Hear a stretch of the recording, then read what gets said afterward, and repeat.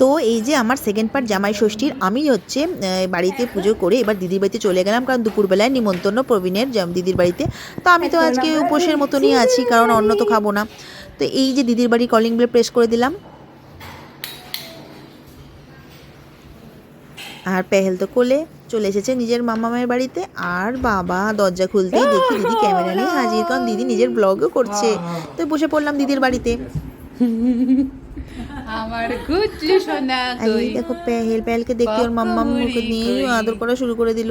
আর আমিও চুপচাপ ভিডিও করছি, নিজের ফটো তুলছি, সেলফি তুলছি, একটাও তো ভালো আসেনি তারপরও তুলছি। এই করতে করতে তারপরে দেখি রান্নাঘরে দিদি চলে গেল আর শুরু করে দিল মেসি পরোটা বানানো, কারণ প্রবীণের জন্য মেসি পরোটা গরম গরম বানাতে হবে। প্রবীণ তো ভাতের থেকে এই পরোটা রুটি বেশি পছন্দ করে, তো ওই আর কি পরোটাটা না দিলেই নয়, জামাই ষষ্ঠী বলে কথা। তো এই যে মাটির থালায় পুরো সাজিয়ে বাহারি রান্না করে দিদি একদম আয়োজন, যেটাকে বলে আয়োজন করে জামাই ষষ্ঠীর পাত পেরে খাওয়ানো প্রবীণকে। আর এই যে মিষ্টির প্লেট ভরে দিয়েছে মিষ্টিতে, ওইদিকে ফল, এদিকে কুমড়ো ছক্কা, ভেজ ডাল, চাটনি, চানা মশলা, তারপরে স্যালাড, মিষ্টি দই, টক দই। প্রবীণ তো এগুলো দেখে ফটো তুলতেই ব্যস্ত। প্রবীণকে পাখা দিয়ে হাওয়া করছে দিদি। কাছে যেতে হতো দিদিকে, ক্যামেরায় সবাই একসাথে আসছিস না। হ্যাঁ যা, গুলো বুনুকে নিয়ে যা। হ্যাঁ হ্যাঁ হ্যাঁ বস বস, বুনুকে নিয়ে বসতে পারি। তো কান্না শুরু করে দিয়েছে। কেন কান্না শুরু করে দিয়েছে? ও পাপার কোলে বসবে বলে। আর এদিকে দিদি দিদি হচ্ছে প্রবীণকে জামাইকে দিল খুশি গিফটে, আবার তার সাথে গিফট এই না ভুলে জামাই ষষ্ঠী। আর আমি বসে বসে বানিয়ে যাচ্ছি ভিডিও। এই যে মিষ্টি খাই দিল দিদি, আর পেহেল কাঁদতে কাঁদতে ঠিক পাপার কোলে গিয়ে বসে পড়েছে।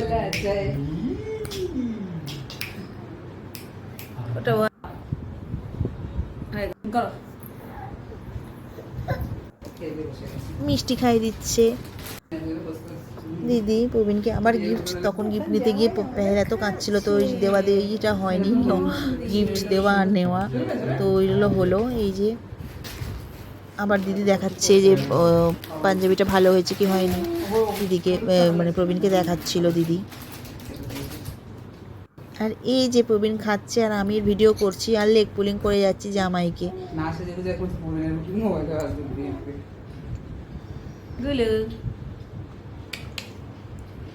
পেছনে গুলু বসে আছে, আর এই যে একজন চুপ করে আমার আঁচলের তলায় ঢুকে আছে। আর পরিষ্কার করে খাওয়া যাকে বলে, পাত পরিষ্কার করে খাচ্ছে। প্রত্যেকটা আইটেমই পছন্দ হয়েছে। বাড়িতে তো একদমই করে খায় না, অগোছালো করে খায়, কিন্তু আজকে খুব সুন্দরভাবে পরিষ্কার করে কিন্তু প্রবীণ খাচ্ছে প্রত্যেকটা খাবার।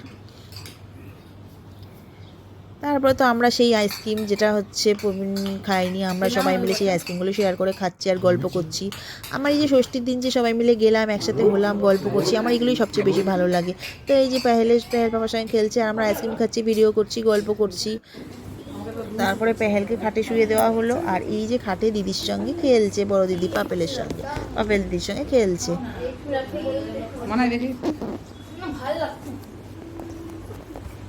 আর গুলু তো বললো না আমার ভালো লাগছে না, আমি শুয়ে পড়ি। চুলটা খুলে দেখা, ভালো লাগবে। আরে বাবা, নতুন ড্রেস পরে পেহেল এত এক্সাইটেড।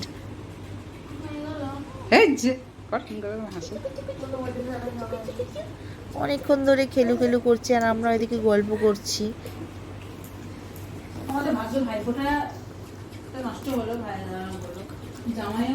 একটু পরে গল্প করতে করতে করতে আবার দেখছি আরে কোথায় গেল গুলু। গুলুকে তো খুঁজে পাচ্ছে, গুলু তো পাশেই ছিল। হট করে দেখি চাদরের হুড়মুড়িতে বসে আছে গুলু। কেন? ভেতরে কি করছে? ভেতরে মোবাইল করছে আর খাচ্ছে, বোঝো ঠেলা।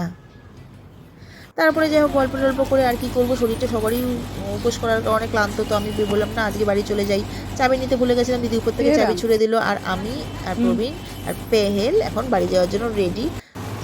তো আজকের দিনটা সত্যি খুব সুন্দর কাটলো, এত সুন্দরভাবে জামাই ষষ্ঠী হবে বুঝতে পারিনি। তো বন্ধুরা আমার চ্যানেলে এরকম ব্লগ, আরও সুন্দর সুন্দর ব্লগ দেখতে আমার সাথে থেকেও, আমার চ্যানেলটাকে সাবস্ক্রাইব করে দিল, সাথে লাইক এবং শেয়ার বাটন ক্লিক করতে একদম ভুলো না। আর এই যে দিদিকে টাটা দিয়ে বসে পড়লাম স্কুটিতে। আজকের দিনটা এত সুন্দরভাবে একটা মেমোরি তৈরি করলাম। এই যে উপর থেকে আমরা টাটা বাই বাই করে বেরিয়ে পড়লাম বাড়ির উদ্দেশ্যে। তো বন্ধুরা থ্যাংক ইউ ফর ওয়াচিং, সাথে থেকে ওইভাবেই টাটা বাই বাই।